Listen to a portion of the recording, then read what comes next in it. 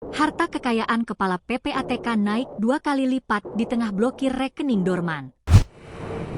Ivan Yustiavandana, Kepala Pusat Pelaporan dan Analisis Transaksi Keuangan, PPATK, menjadi sorotan masyarakat setelah kebijakan blokir rekening dorman atau rekening tidak aktif secara masif menuai kritik.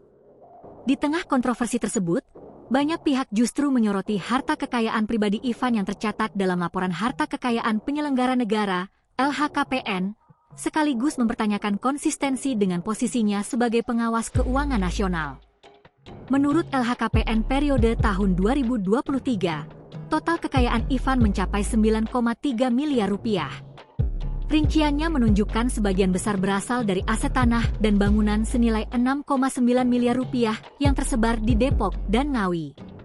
Beberapa di antaranya dari warisan dan hasil sendiri. Selain itu, Ivan tercatat memiliki 2 kendaraan, yaitu Toyota Innova Zenith SUV 2023, 550 juta rupiah, dan VW Bentley Sedan 1972, 100 juta rupiah. Ditambah harta bergerak lain, surat berharga, kas, serta simpanan lain-lain yang jika dijumlahkan mencapai total kekayaan bersih 9,3 miliar rupiah. Data historis dari laporan sebelumnya, periode 2022 atau sebelumnya, mencatat total kekayaan Ivan berkisar antara Rp4 0,954,111 miliar. Publik pun menyorot lonjakan tajam dalam 2 tahun terakhir. Dari sekitar 4,1 miliar rupiah menjadi 9,3 miliar rupiah menurut LHKPN terbaru per 31 Juli 2025. Untuk itu ada sebagian netizen yang meminta klarifikasi transparan dari Ivan mengenai perbedaan tersebut, mempertanyakan konsistensi antara laporan kekayaan dengan posisinya yang mengawasi integritas sistem keuangan.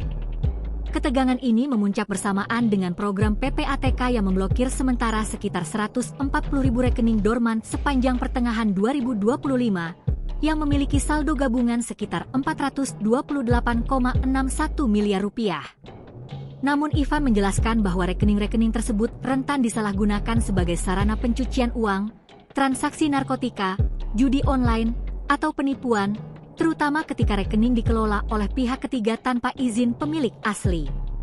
Selain itu, ia juga menegaskan bahwa dana dalam rekening yang dibekukan tetap aman dan nasabah dapat mengajukan reaktivasi ke bank sesuai prosedur.